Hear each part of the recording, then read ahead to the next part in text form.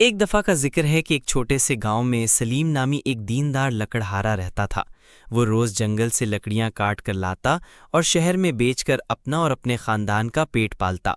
سلیم کی زندگی بہت سادہ تھی، لیکن اس کا ایمان بہت مضبوط تھا۔ وہ ہمیشہ کہتا، رزق دینے والا صرف اللہ ہے، میں صرف اسباب اختیار کرتا ہوں۔ سلیم 5 وقت کا نمازی، قرآن کا پابند کاری اور ہمیشہ الحمدللہ کہنے والا انسان تھا۔ اس کے پاس نہ کوئی بڑی دولت تھی، نہ کوئی خاندانی میراث، لیکن دل میں سکون ضرور تھا، جو دنیا کی دولت سے بڑا خزانہ ہوتا ہے۔ ایک دن کی آزمائش۔ ایک دن صبح کے وقت جب سلیم جنگل کی طرف جا رہا تھا، راستے میں ایک شخص ملا جو بہت پریشان لگ رہا تھا۔ اس شخص نے سلیم سے کہا، بھائی جنگل مت جانا، آج وہاں خطرناک درندے دیکھے گئے ہیں۔ سلیم تھوڑا سا پریشان ہوا، مگر دل میں اللہ پر یقین رکھتے ہوئے بولا، اگر اللہ نے میری موت لکھی ہے تو میں گھر میں بھی مر سکتا ہوں، اور اگر اللہ نے بچانا ہے تو شیر بھی کچھ نہیں بگاڑ سکتا۔ وہ حسب معمول جنگل چلا گیا۔ جنگل میں اس نے ایک بہت بڑا درخت دیکھا جو کافی عرصے سے سوکھا ہوا تھا۔ وہ اس درخت کو کاٹنے لگا۔ جیسے ہی اس نے درخت پر کلہاڑی ماری، ایک خالی سوراخ سے سونے کے سکے گرنے لگے۔ سلیم حیرت میں پڑ گیا۔ اس نے وہ سکے گنے، وہ تقریباً 100 سونے کے سکے تھے۔ دل کی آزمائش۔ یہاں سے آزمائش کا آغاز ہوا۔ سلیم سوچنے لگا، اگر میں یہ سکے لے جاؤں تو میری ساری زندگی بدل جائے گی، میں امیر بن جاؤں گا، میرے بچے کبھی بھوکے نہیں سوئیں گے۔ مگر فوراً دل میں ایک آواز آئی، یہ مال کس کا ہے؟ یہ تمہارا نہیں، ہو سکتا ہے کسی نے یہاں چھپایا ہو، یا شاید یہ آزمائش ہو۔ سلیم نے وہ تمام سکے ایک کپڑے میں باندھ کر واپس درخت کے سراغ میں رکھ دیے۔ اس نے دل میں کہا، یا اللہ تو ہی سب کچھ جانتا ہے، میں حلال روزی پر قناعت کروں گا، مجھے حرام کی کوئی ضرورت نہیں۔ پھر حسب معمول لکڑیاں کاٹ کر شہر جا کر بیچیں اور روز کا گزارا کیا۔ انعام الہی۔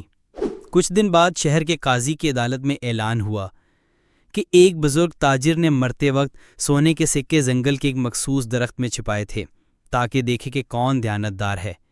جو بھی وہ سکے واپس کرے گا، اسے آدھی دولت انعام میں دی جائے گی۔ جب سلیم کو یہ خبر ملی، اس نے جا کر قاضی کے سامنے سارا واقعہ سچ سچ بیان کیا اور وہی کپڑے میں بند سکے واپس کیے۔ قاضی، شہر کے معززین اور عوام سب حیران رہ گئے۔ قاضی نے کھڑے ہو کر کہا، یہی ہے سچا مسلمان، جو نہ صرف نماز پڑھتا ہے بلکہ دل کا بھی سچا ہے۔ تاجر کی وصیت کے مطابق سلیم کو آدھی دولت دے دی گئی۔ اب وہ امیر ضرور ہوا، مگر غرور نہیں آیا۔ اس نے سب سے پہلے ایک مدرسہ تعمیر کروایا، جہاں بچوں کو قرآن اور دینی تعلیم دی جاتی تھی۔ باقی دولت سے وہ یتیموں اور بیواؤں کی مدد کرتا۔ سبق۔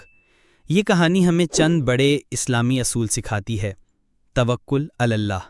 سلیم نے خطرے کے باوجود اللہ پر بھروسہ کرتے ہوئے اپنا کام جاری رکھا۔ سورہ الطلاق میں ہے، اور جو اللہ پر توکل کرے تو وہ اس کے لیے کافی ہے۔ حلال رزق کی اہمیت۔ سلیم نے سونے کے حرام مال کو ہاتھ نہیں لگایا، جبکہ وہ اس کے لیے ایک دنیا کی نعمت بن سکتا تھا۔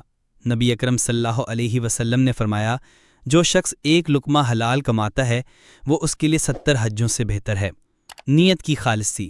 سلیم نے نیکی دکھاوے کے لیے نہیں کی، بلکہ صرف اللہ کے لیے، اور اللہ نے اسے دنیا اور آخرت دونوں کا انعام دیا۔ امانت داری۔ اگر انسان امانت کا پاس رکھے تو اللہ اس کے لیے راستے کھول دیتا ہے۔ نبی صلی اللہ علیہ وسلم نے فرمایا، امانت ایمان کا جز ہے۔ نتیجہ۔ اس کہانی سے ہمیں یہ سیکھنے کو ملتا ہے کہ دنیا کے مال پر نہ نظر رکھو، بلکہ اپنے دل کو اللہ کے ساتھ جوڑو۔ رزق، عزت، ترقی سب اسی کے ہاتھ میں ہے۔ جو اس پر بھروسہ کرتا ہے، اللہ اسے وہاں سے عطا کرتا ہے جہاں سے وہ سوچ بھی نہیں سکتا۔